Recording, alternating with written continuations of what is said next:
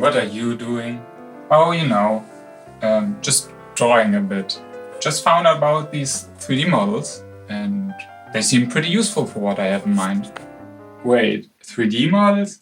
We out here cheating to mass-produce art now, I see. What are you talking about? Others practice for years and years and you just copy those puppets? That's cheating. Just my opinion. Tracing 3D models will not help you grow as an artist. And what about your artistic integrity? No wonder so much modern comic art is stiff and boring if you all are tracing rubbery 3D models. Learn to sketch. Do you call yourself an artist or a tracer? I'm calling you a tracer. That's not how it works actually, is it? Of course it is.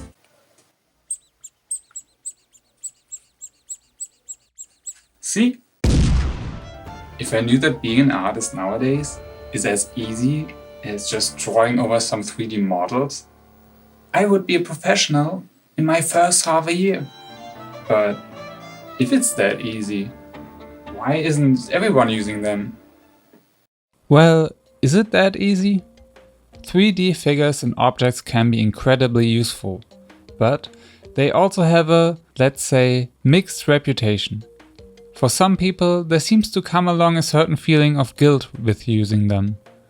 When I did my webcomic video about 2 years ago, I addressed the models that are included in Clip Studio. And in the comments, there were quite a few people who had the sentiment that using 3D figures was cheating.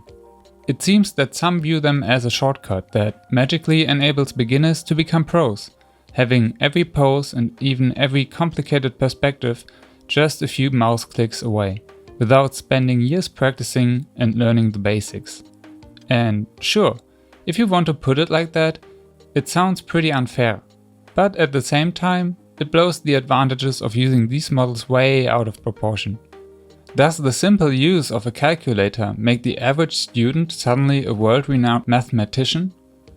I mean, sure, you could cheat your way through a test in elementary school, but no one would advocate against the use of calculators in general, because sooner or later most will learn when the use of a calculator is actually beneficial for them and when it's not. So I think that there is a bit of a misunderstanding about these figures. And I want to talk about that. When and how to use these models and what to watch out for to actually make good use of them. What do these figures really bring to the table? Are there still skills required by the artist? Or is it the most powerful cheat in art history? But before we get into it, I want to quickly thank Celsius, the makers of Clip Studio, for sponsoring this video. As in this video I will focus on the 3D models in Clip Studio, I think it's a perfect match. So without further ado, let's begin, shall we? Part 1. The setup. First I want to do a little recap of how to set these figures up, so we know what we are dealing with. To get started, first we need to create our figure. In Clip Studio, you first open up the materials. Here we have a lot of different things to choose from, like objects and backgrounds, but we want to focus on the characters. So I select the figure and drag it onto the canvas. It appears with a standard pose by default. If the lighting looks irritating, you can go down here to edit the light source by playing around with the light on this little ball. Also, the size and body type of the figure are set to default. To change these parameters, we can go to the settings menu and select body shape. Here we can switch between a skinny or thick character and also decide how muscular they should look.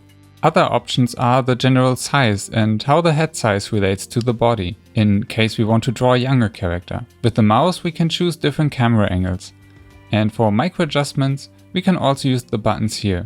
We can zoom, rotate and flip them or move the model around. So far so good, but that default pose seems pretty boring.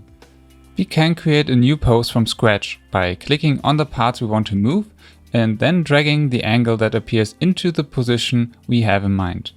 Different body parts have different ways of articulation. The lower arm, for example, can only be moved in 2 directions, while the upper arm has more options. Same goes for the legs. So it can be a bit tricky and time consuming to build a pose from scratch. That is why I usually like to work with pre-registered poses that are already similar to what I want.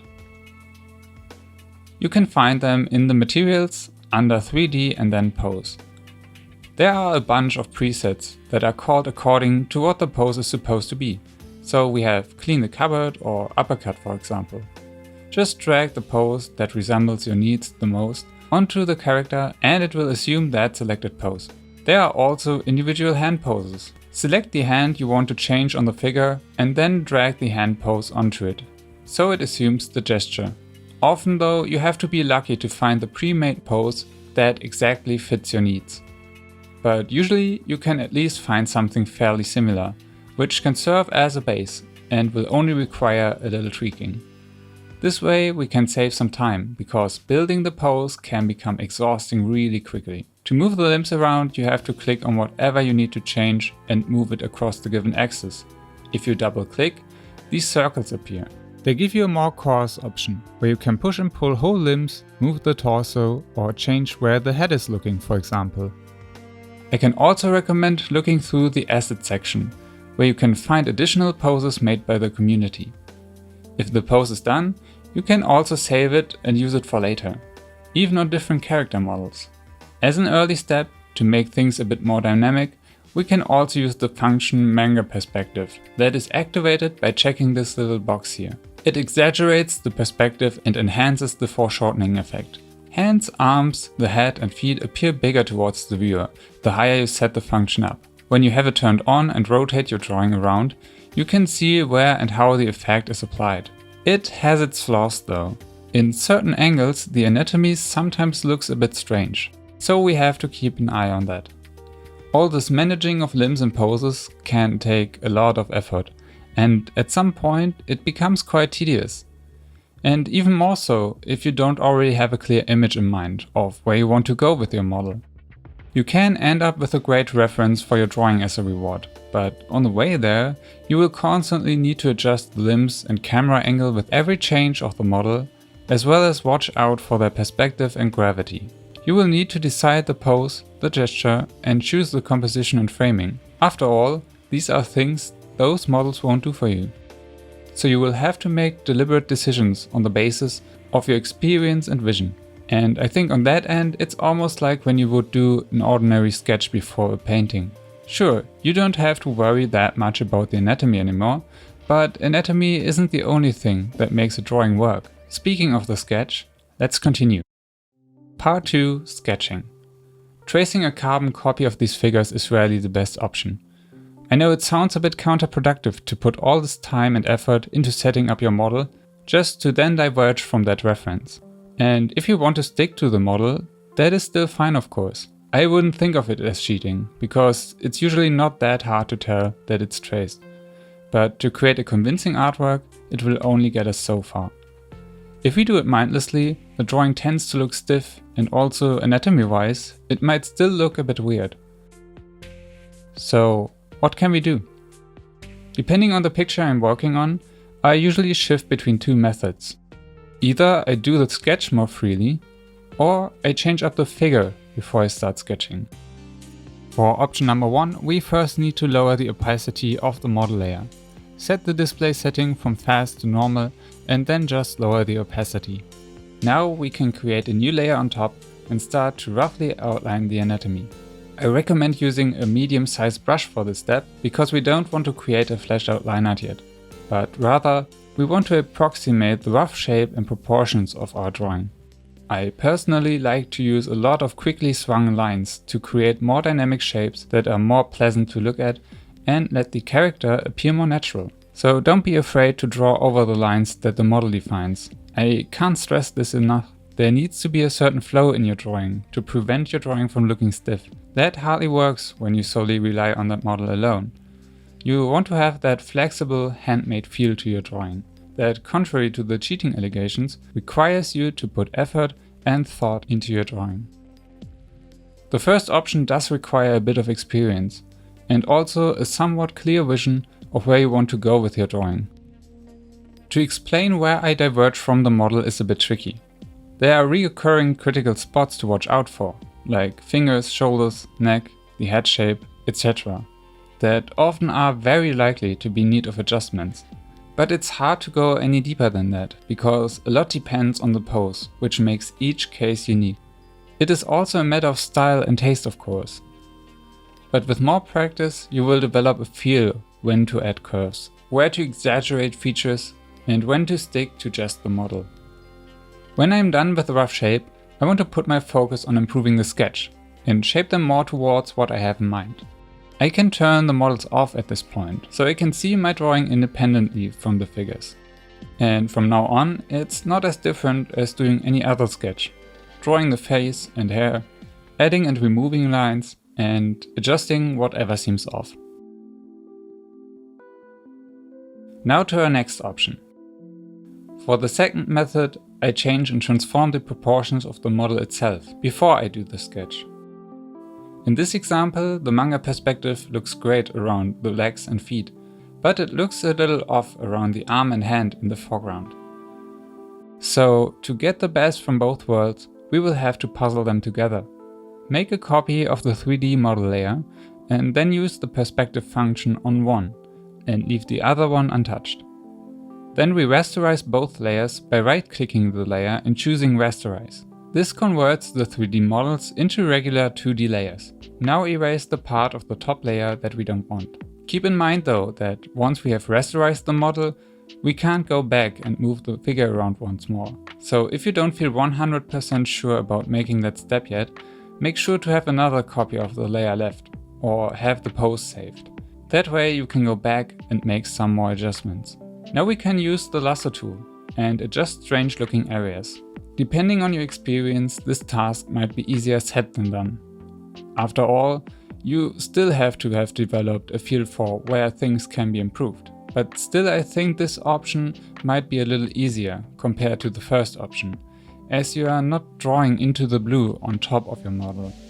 Rather, you are working with something that you can change directly. What would the hand look like if it was bigger? Circle it with the lasso tool and try it. Undo if you don't like it. If the manga perspective messes things up, for example, or if you just want to add even more foreshortening, all we need to do is select that area and change it to our liking, resizing, warping, and stuff like that. When you are satisfied with your adjustments, it's time again to sketch over your improved model. Following the lines of the model now will work a bit better because we already put our efforts into creating a more natural posture. But I usually still end up also adjusting things with my sketch again. In general, I can recommend thinking of these models as something that still can be optimized, whether you work on the models themselves or on your sketch. The anatomy might be correct, but that doesn't benefit your work if it looks weird. So don't be afraid to fix things if you feel something isn't right. Conclusion. I hope I was able to show you that these models have their advantages and can be a really helpful tool, in case you need references and orientation for complicated perspectives, or if you want to check whether the idea you have in mind would work on paper. There are a lot of occasions where 3D models can simply save time. When you work on comics, for example, you can use them as placeholders and play around with angles and gestures. Also, they are amazing for figuring out different scales and proportions. For example, when you draw 2 and more characters, or when you want to know whether the perspective of a background works. In general, they can help to build a convincing perspective in your drawings. And it can definitely make the process simpler and faster if you use this tool to your advantage. But there is a catch. Creating the pose you need can take a good chunk of time, even if you decide to go along with a pre-registered pose. Especially if it is your first time using them, but also if you are experienced. Accidentally slipping the camera around, figuring out what angles you need to change to make your pose work, if it works at all. There are a lot of obstacles that can make creating the reference quite daunting. So it is a double-edged sword, where you have to figure out whether you want to invest time in setting the model up, or give it a try hoping it will be quicker to draw without them. Personally, I only use them occasionally. For portraits and simple poses, I am much quicker on my own. Sometimes it's also easier to just take a reference photo, when you want to draw a hand, for example. But even when you have pushed through and created the pose, the work is not done yet. As we have seen, simply tracing over the character doesn't really look that good most of the time. So you will need to fix things. And as I said, figuring out what parts you want to keep and what you need to change to create a convincing artwork requires at least some experience with anatomy and drawing in general. The model doesn't tell us what to correct or how certain muscles interact with each other, so it depends on the artist, which makes the whole deal pretty useless as a cheat if you ask me. As with drawing in general, the result will be better the more experience you have developed as an artist, by practicing anatomy, perspective and all those other things. And you still can't forget that after setting all things up, you will still need to draw the hair, the face, the clothes and other accessories without the help of a 3D model. So to address the questions from the beginning, no, you won't automatically become a pro artist that is able to cheat their way to the top using 3D models, as some in the comments from the beginning seem to believe. And I feel the criticism that using these models is bad because it would make the characters look stiff and lifeless should be more nuanced. It's not the use of these models per se, but rather how you choose to use them, that decides what your drawing ends up looking like. If you just trace them without adjusting anything, that will be visible. But as I tried to show you, this is by far not the only way that you can work with them. And to be honest, I rarely even see them getting used like that, because all this work that goes into creating the perfect reference isn't really worth it when the end result doesn't show it. I believe these figures are not meant as a cheat or substitute for learning anatomy, but rather as a tool, just like any other tool. There are times where a calculator saves time, and there are times where getting that thing out of the pocket and typing the numbers takes longer than just adding 1 + 2 in your head. What you do with the result though is up to you. So I hope I was able to clear things up a bit and deliver my opinion on this topic. What is your experience with 3D models and references? Do you agree or disagree?